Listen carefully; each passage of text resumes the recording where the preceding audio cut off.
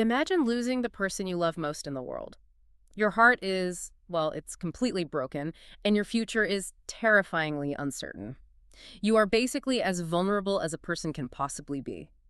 Now imagine that instead of your community giving you the time and the space to grieve, they just march into your home. Right. They just take over. Exactly. They take over your life and demand that you throw them a lavish bank-breaking party. Welcome to another deep dive. And before we unpack the psychological warfare inside today's story, I do have a really quick favor to ask you. A very important favor, actually. Yes, to help the Simplified Summary channel continue to grow, please subscribe, drop a like on this video, and share your thoughts in the comments below. It honestly means the world to us. It really does. And the text we're examining today, which is Munshi Premchand's Mrtak-Bhoj, or The Death Feast, well, it demands the kind of thoughtful discussion you always bring to the comments. We're pulling this from the Mansarovar collection today. Yeah, and while it is a classic piece of Hindi literature, the social mechanics it exposes are, they are incredibly relevant right now. That opening scenario I just gave you, that wasn't a hypothetical. It is the exact nightmare the protagonist, Susheela, actually faces. It's a total nightmare. But I think we should start by looking at the quiet, intimate tragedy before the community storms the gates. Yeah, let's set the scene. We begin with Seth Ramnath on his deathbed, looking at his wife, Susheela. And the text makes it very clear that he's dying with just a tremendous amount of guilt. He is, yeah. Ramnath is confessing his life's regrets to her. He acknowledges that their entire marriage has been defined by hardship and struggle. Which is just so sad. It is. And the cruelest irony of human existence is often timing, right? Just as their financial situation was finally beginning to stabilize, just as they could finally take a breath, his body is failing him. But he does offer her one specific piece of comfort before he goes. He tells her that while he isn't leaving behind some massive fortune, he has secured a survival fund. Right, a safety net. Exactly. There is just enough money left to ensure that she and their 2 children will have a roof over their heads and food to eat. That is his final act of love. He's just trying to guarantee their physical survival. Which is a deeply rational and protective impulse. However, what Premchand is about to dissect with surgical precision is how physical survival in a highly stratified society is constantly threatened by social obligation. Oh, absolutely. Because the moment Ramnath's breath leaves his body, the narrative violently shifts focus. It moves away from the grieving widow and zeroes in on the Biradari, the community elders. The brotherhood. And I have to admit, reading this part made me genuinely angry. I don't blame you. You naturally assume a community brotherhood exists as a safety net, You expect them to bring meals, maybe help with the funeral arrangements, or support the kids. Yeah, that's the ideal. But instead, they operate like a predatory organizing committee. They completely hijack her home to plan the Mrtak-Bhoj, the traditional feast to honor the dead. It feels less like a mourning ritual and more like, event planners crashing a hospital room. That is a great way to put it. It is an absolute invasion of her agency. But let's look at the underlying mechanism here, because societal pressure doesn't usually announce itself as malice, right? It cloaks itself in tradition. That is so true. It's insidious. Right. So when Susheela hesitates because she knows she only has that small survival fund, the elders don't threaten her physically. They manipulate her emotionally. They completely weaponize her own grief. One of the elders actually shames her, implying that she shouldn't feel sorrow in spending money for the afterlife of a husband she, enjoyed life with. It's a massive guilt trip. But I want to push back on this a little bit, just for the sake of argument. I struggle to believe an entire community operates out of pure, cartoonish evil. Wasn't there historically a sociological purpose to these types of village councils or brotherhoods? Oh, definitely. Weren't they originally designed for mutual aid? To help each other out? That is a really crucial distinction to make. Historically, yes, community structures and shared rituals were designed to process grief collectively and redistribute resources. Okay, so where did it go wrong here? Well, Premchand is showing us what happens when an institution calcifies. The Biradari in this story has mutated from a safety net into an engine of wealth extraction. Wow. Wealth extraction. Exactly. The feast no longer serves the dead or the grieving. It serves the localized economy of prestige. It has basically become a mechanism to enforce social conformity. So why does Susheela comply? Because if I'm sitting there knowing I only have a few $100s to feed my kids, I am locking the door. You say that now. I mean it. I wouldn't care what the local gossips say about my husband's honor. I have to feed my children. You might say that from a modern, individualized perspective, but in this specific cultural context, social ostracization means literal social death. So she doesn't really have a choice. Not a real one, no. If Susheela defies the Biradari, she isn't just dealing with rumors. She is risking exclusion from local trade, from protection, and eventually the marriage market for her children. Oh, wow. Yeah, they are coercing her by threatening her family's entire future existence within that society. She is forced to trade her actual, literal survival for their fleeting approval. It's a horrific sunk cost fallacy forced upon her. And the manifestation of that coercion is the feast itself, which Premchand describes in, well, sickeningly opulent detail. He really paints a picture. He does. The contrast between her impending poverty and the lavishness of this party is just jarring. The author lingers on those details intentionally, though. The opulence is the point. This isn't just a meal, it is an exercise in conspicuous consumption. Oh, big time. The text mentions lines of carriages and cars outside the house. The place is just overflowing with guests. And the food they're serving, crispy martisan rasgullas stuffed with dry fruits. Mouth-watering stuff, right? Yeah, but then they even make a point to highlight that the ghee, the clarified butter, is sourced directly from Danaram's shop. Why focus so heavily on the specific supplier of the butter? Because in this village economy, ghee from a specific premium vendor is a high-status currency. It is the exact equivalent of serving a brand-name luxury champagne at an event today. Oh, that makes so much sense. Right. By signaling that they are using Danaram's ghee, the elders are communicating their own high standards and wealth, but they are using Susheela's money to do it. And the guests are just devouring it. They are patting their stomachs, raving that this is the grandest feast since Seth Ramnath's. I mean, they are actively ranking the funerals. Which is incredibly grim. It really is. Which brings me to Danaram himself, the guy supplying the goods. He is walking around soaking up praise with this incredibly infuriating false humility. Oh, yes. The false humility is wild. He says something to the effect of, well, we had to do this for our dear friend Ramnath. Is he lying to everyone, or is he actually lying to himself? Honestly, self-deception is often the lubricant of systemic exploitation. The Niram and the community leaders likely believe their own narrative on some level. Because it's easier to sleep at night that way. Precisely. They convince themselves they are honoring a friend, which allows them to completely insulate themselves from the reality of the harm they are causing. Right. They are engaged in a performance of grief that requires a massive financial sacrifice.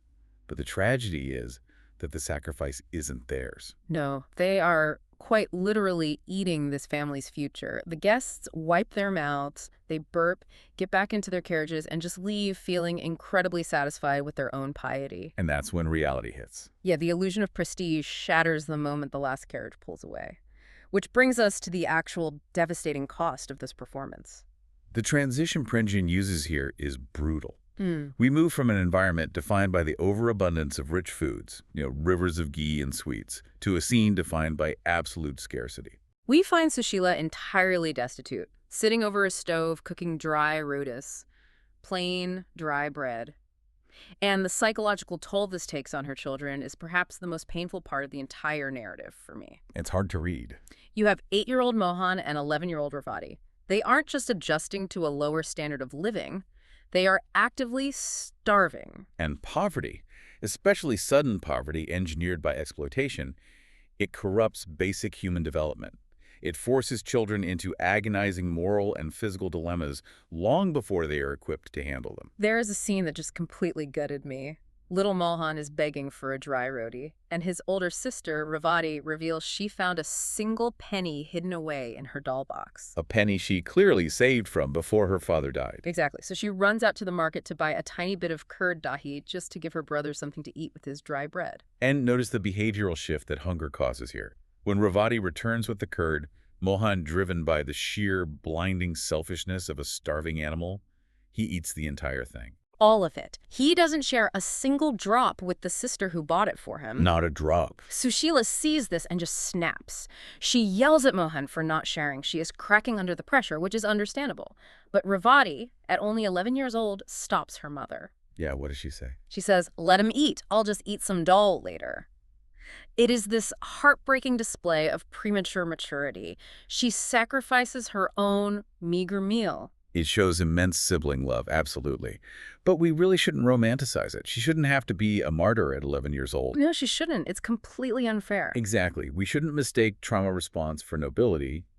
And Premchand doesn't give them a moment to breathe here because poverty in this kind of system isn't just about hunger. What else is it about?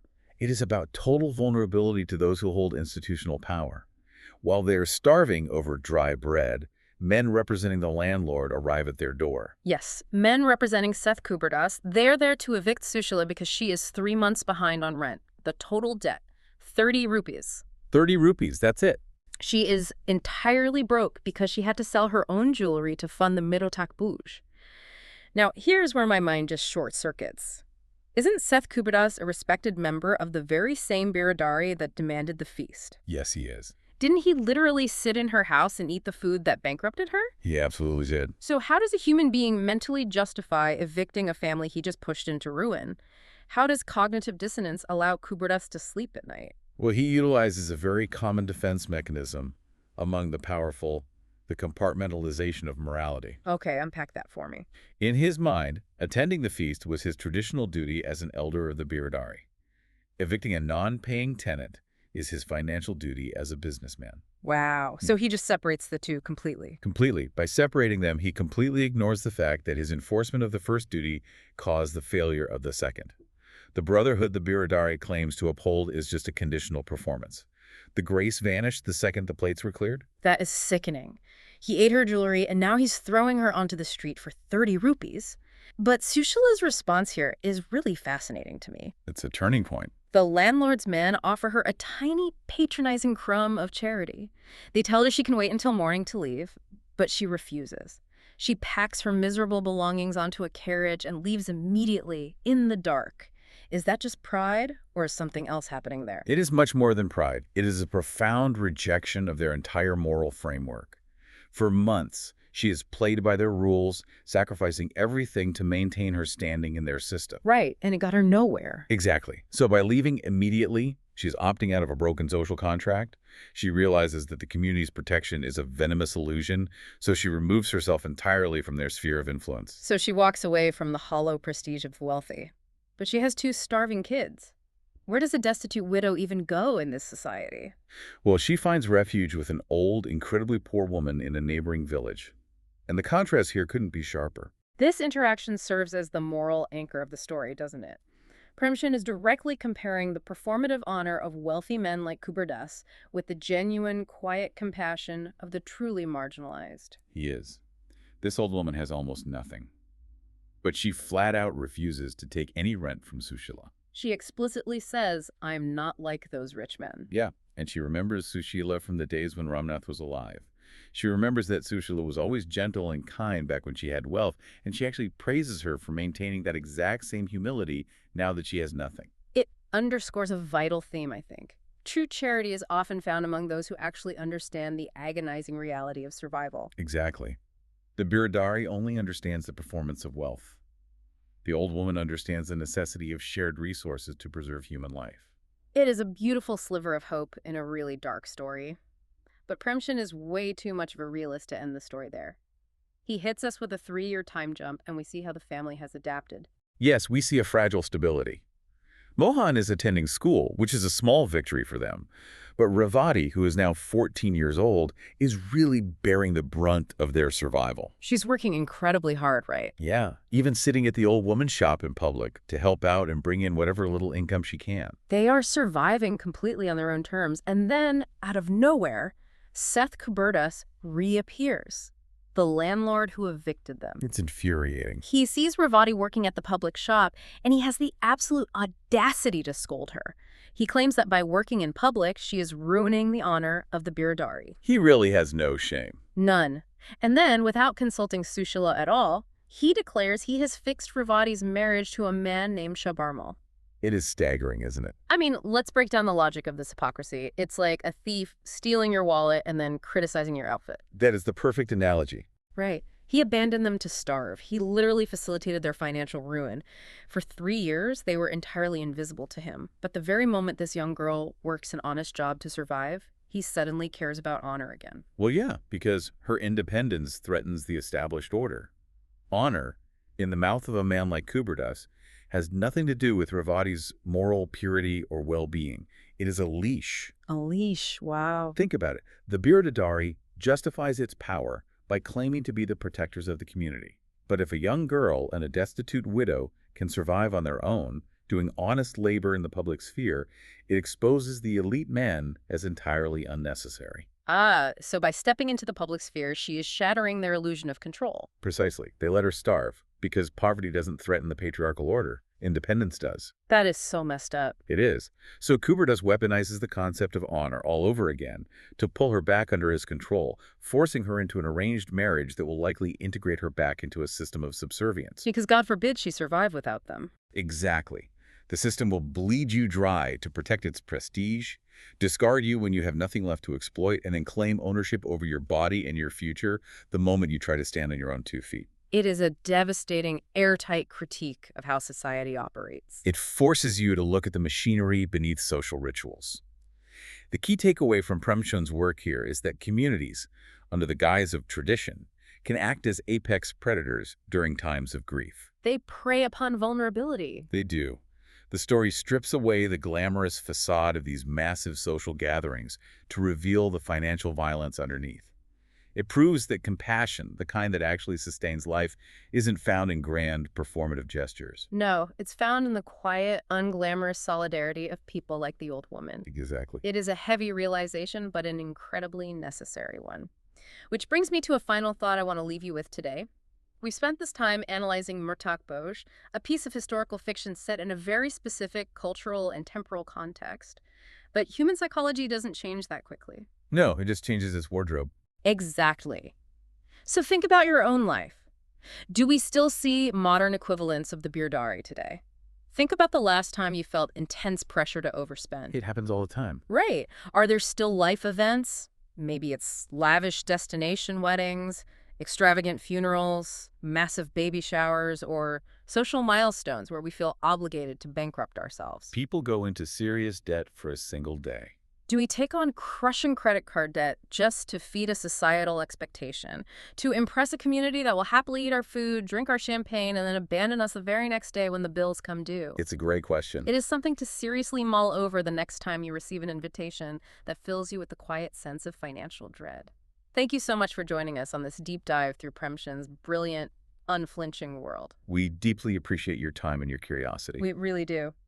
And as a final quick reminder, if you found value in this analysis, please make sure to subscribe to the Simplified Summer YouTube channel, drop a like on the video, and most importantly, share your thoughts in the comments. Yeah, let us know. Have you ever felt the pressure of modern-day honor or performative spending in your own life? Let's keep the conversation going down below. Until next time, keep looking past the performance and hold on to what's real.